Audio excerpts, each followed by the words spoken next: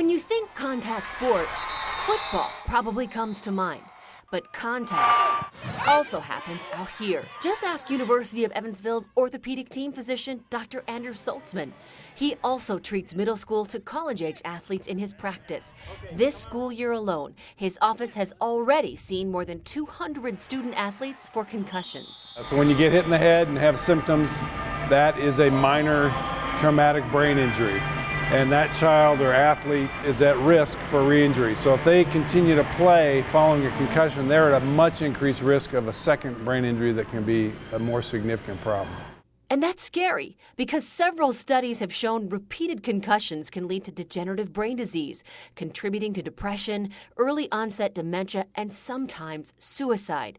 Researchers want to know more. The tricky part, a concussion is a mild traumatic brain injury, but you aren't going to find any radiological evidence, meaning nothing's going to show up on the MRI. No contusions, no hematomas, no adhesions of any kind, but the athlete will still be showing some physical signs of a brain injury. Things like nausea, vomiting, blurred vision, confusion, slurred speech, memory loss, among other symptoms.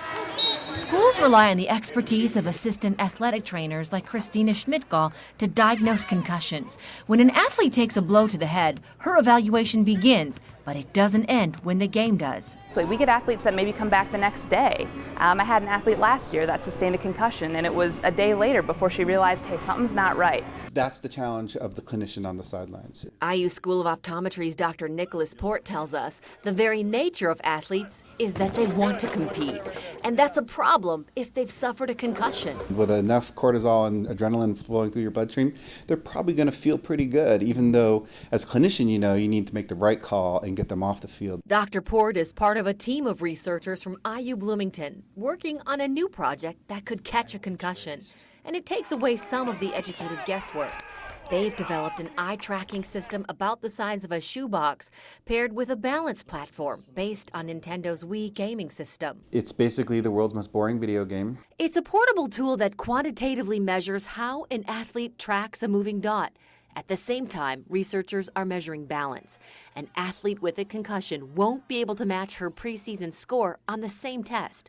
And that's big, creators say, because it's one of the first tools to predict objectively who will go on to be diagnosed with a concussion after a clinical interview. And it can detect a concussion often before the athlete's other symptoms even develop.